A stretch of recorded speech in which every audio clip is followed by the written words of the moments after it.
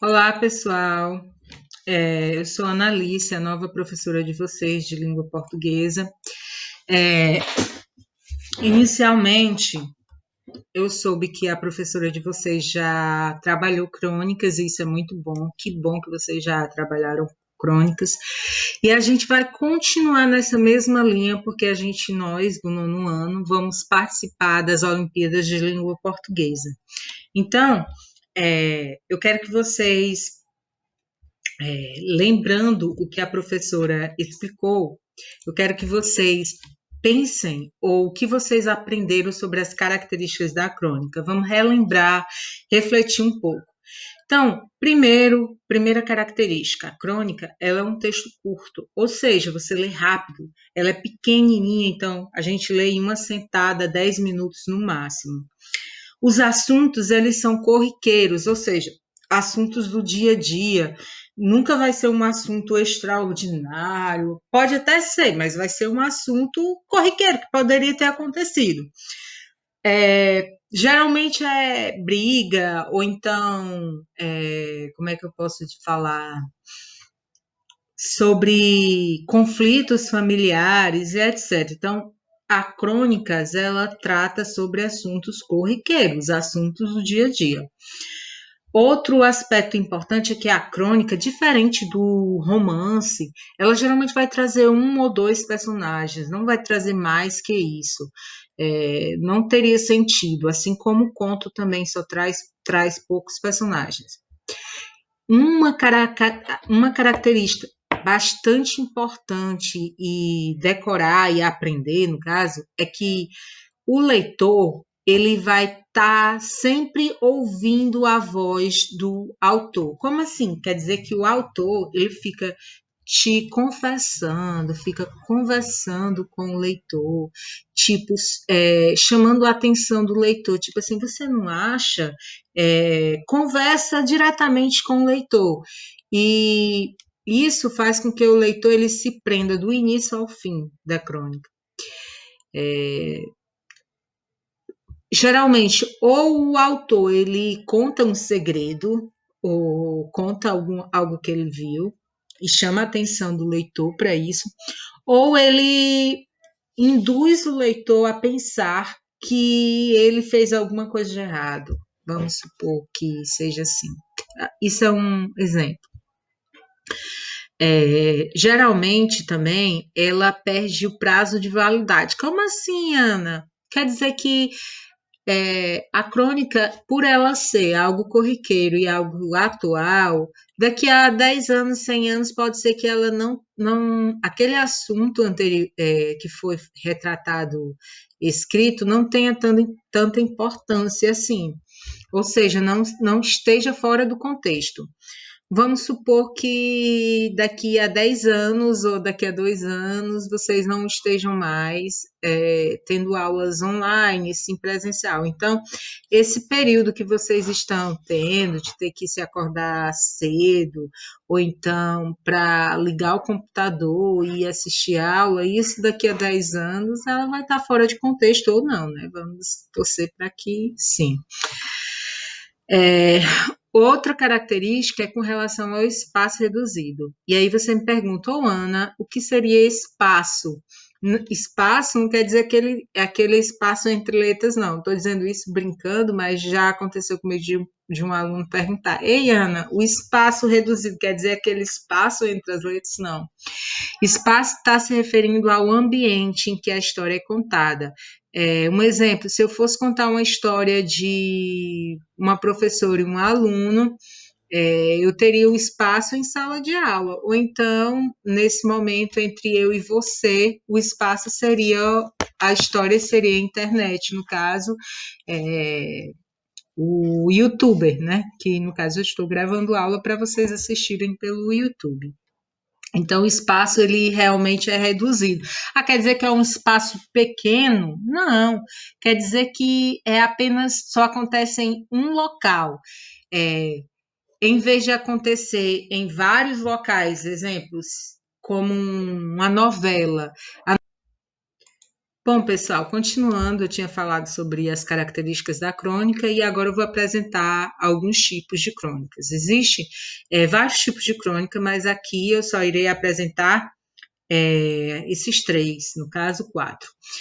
Existe a crônica jornalística, é mais comum da atualidade, são as crônicas jornalísticas produzidas para o meio de comunicação, onde utilizam temas da atualidade para fazerem reflexões, aproxima-se da crônica dissertativa. Então, crônica jornalística geralmente vai trazer algum assunto como política, algo da atualidade, e essas crônicas, sim, elas perdem a validade.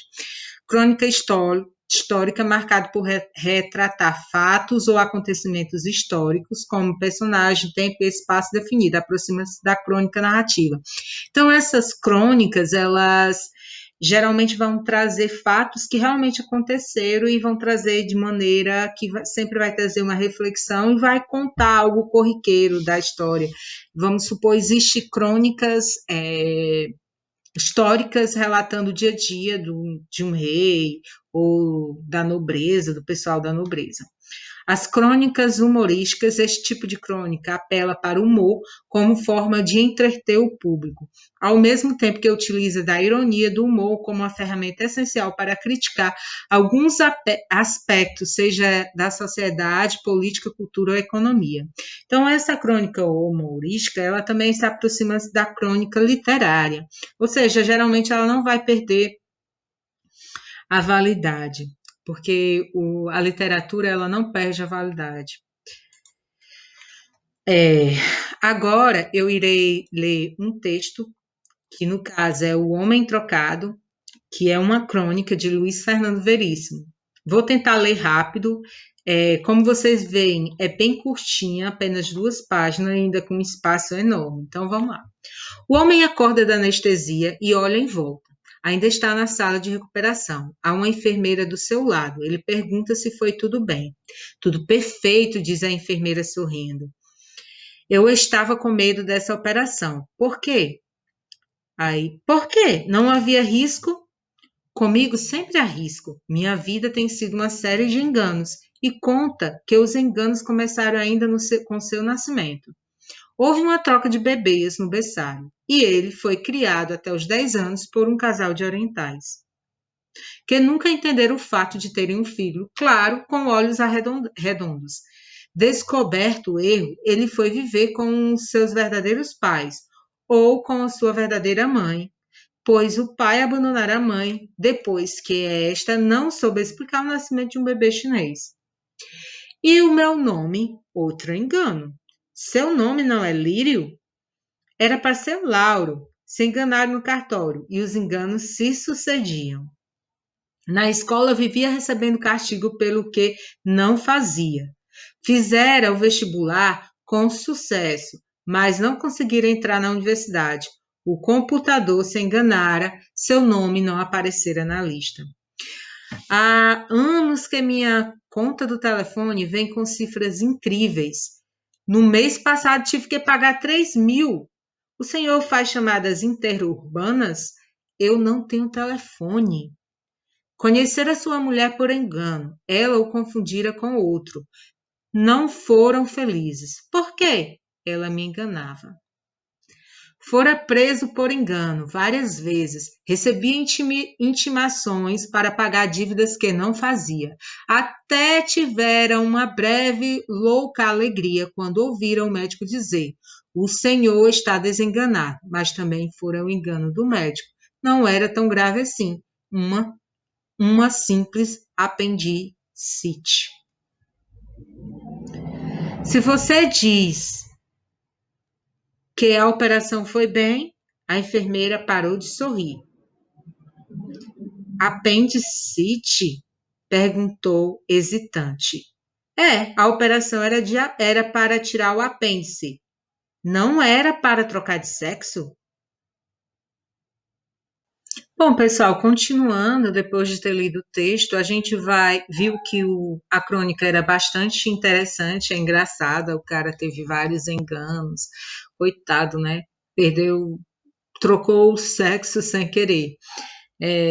Pagava muito dinheiro em telefone sem nunca ter usado. Então, isso é uma crônica humorística, engraçada, e de um assunto corriqueiro que pode acontecer com qualquer um, só que não com tanta frequência assim, né?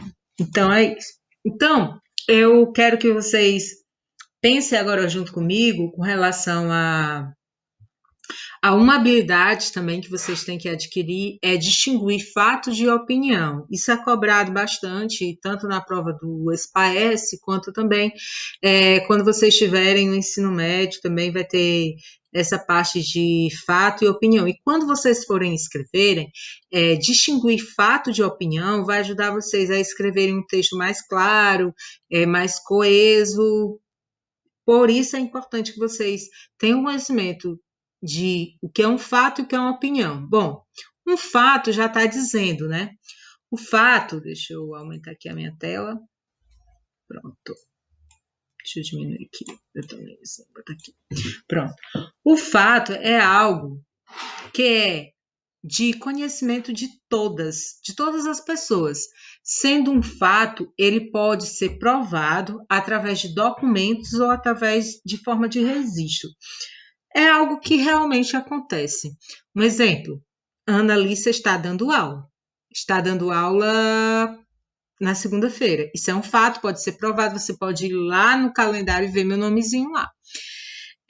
Um exemplo de fato que aconteceu, que quando a gente leu a história, houve uma troca de bebês no berçário e ele foi criado até 10 anos por um casal de orientais. Isso é um fato. Se você for lá no casal dos orientais e perguntar se isso aconteceu, ele vai dar a resposta que sim.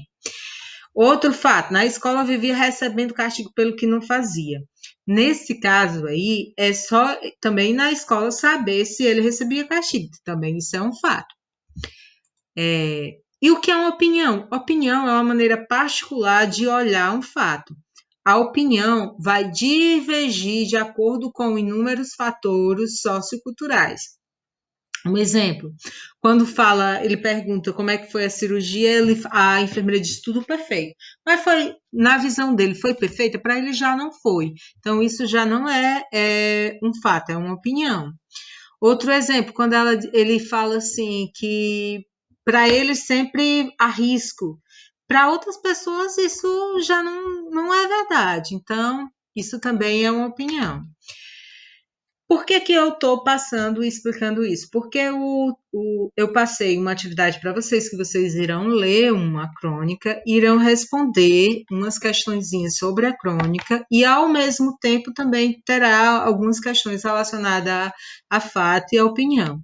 Então, até, tenham um bom dia e prazer aí, tá ok? Não deixem de fazer, eu espero até meia-noite desse dia de segunda-feira. E é isso, pessoal. Tenham uma boa semana para todos.